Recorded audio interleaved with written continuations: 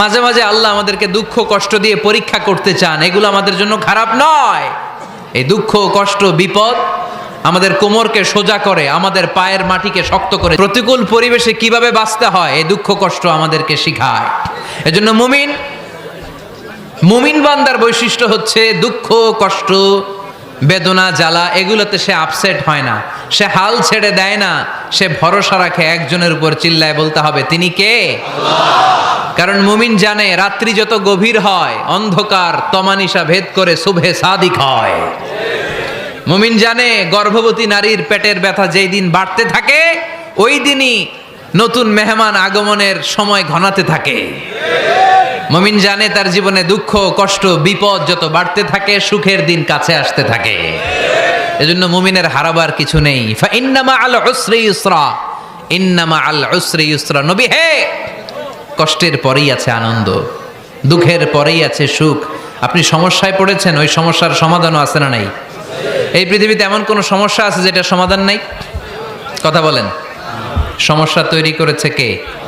আবার সমাধানও দিয়েছে কে? আল্লাহ doesn't create a lock without its key. আল্লাহ কখনো চাবি না বানাইয়া ওইটার তালা বানায় নাই। কথা কন। তালাও যেহেতু আছে ওই তালার চাবিও বানিয়েছে কে? মা আনজালাল্লাহু দাআন ইল্লা আনজালাল্লাহু লাহু শিফা। আল্লাহ দুনিয়ায় এমন কোন রোগ পাঠায় নাই যেই রোগের ঔষধ বানায় নাই, এমন কোন রোগ নাজিল করে নাই যেই রোগের কোনো চিকিৎসা বানায় নাই, হয়তো সেটা আবিষ্কার হয় নাই। অনেকে ক্যান্সারের কথা বলতে পারেন যে হুজুর ক্যান্সার এমন রোগ, এই ক্যান্সার তার নাই কোনো অ্যান্সার, কিন্তু বিজ্ঞানীরা বলতেছে এটারও অ্যান্সার আবিষ্কৃত হচ্ছে। সুবহানাল্লাহ কইবেন না? কিছু কিছু ক্ষেত্রে হয়েও গিয়েছে। এজন্য দুঃখের পরেই আছে সুখ, কষ্টের পরেই আছে আনন্দ। এই দুনিয়াটাই এরকম, কষ্টের পরই আনন্দ। দেখবেন তারাবির নামাজ 20 রাকাত পড়তে কষ্ট লাগে না? কোমরে ব্যথা, হাঁটুতে ব্যথা, কিন্তু 20টা রাকাত যখন শেষ করে মসজিদ থেকে বের হই একটা আনন্দ আছে না নাই? কষ্ট করে পরীক্ষার জন্য প্রিপারেশন নিলেন আপনি কয়েক মাস, কিন্তু ফলাফল যখন ভালো হয় তখন একটা আনন্দ আছে না নাই? সারাদিন রোজা রাখলেন রমজানে, কি কষ্ট, তৃষ্ণায় গলা ফেটে যায়, কিন্তু ইফতারির সময় যখন রুহাবজা শরবতটা খাই কেমন লাগে? একটা আনন্দ আছে না নাই? এজন্য আল্লাহ বললেন فَإِنَّ مَعَ الْعُسْرِ يُسْرًا إِنَّ مَعَ الْعُسْرِ يُسْرًا। ও নবী, কষ্টের দিন মক্কায় অল্প কিছু দিন, মদিনাতে আনন্দের দিন অপেক্ষা করছে।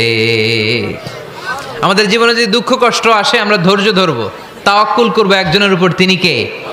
কারণ আমরা বিশ্বাস করি কষ্টের দিন এটা চিরকালের জন্য নয়, সামনে আনন্দের দিন আমাদের জন্য সেট করে রেখেছে কে? তাহলে আমরা সূরাতুল ইনশিরাহ থেকে 3টা নেয়ামতের বর্ণনা শুনলাম, বিশ্বনবীকে কি সান্ত্বনা দেয়া হলো সেটা শুনলাম। এবার 2টা গাইডলাইন শুনে তাফসীর আমরা শেষ করব। গাইডলাইন নাম্বার 1, ফাইদা ফারাগতা ফানসাব। নবী আপনি যখন অবসর হন আপনি ইবাদতে মশগুল হন। ফানসাব ফিল ইবাদা, তাফসীর ইবনে কাসিরে এসেছে আপনি ইবাদতে মশগুল হন যখন আপনি অবসর পান। অবসর আল্লাহর দেয়া বড় নেয়ামত, এটা বিশ্বাস করেন? অবসর কিন্তু নেয়ামত। আমরা অনেকেই অবসর সময়কে কাজে লাগাই না, কিন্তু অবসর চলে যাওয়ার পরে যখন ব্যস্ত হয়ে পড়ি তখন বলি হায় রে, অবসরটা যদি কাজে লাগাইতাম। পরীক্ষার পরে 3 মাস ছুটি ছিল, এই 3 মাস অবসরে যদি পড়তাম তাইলে তো আজকে ভার্সিটিতে চান্স পেয়ে যেতাম, ঠিক কিনা?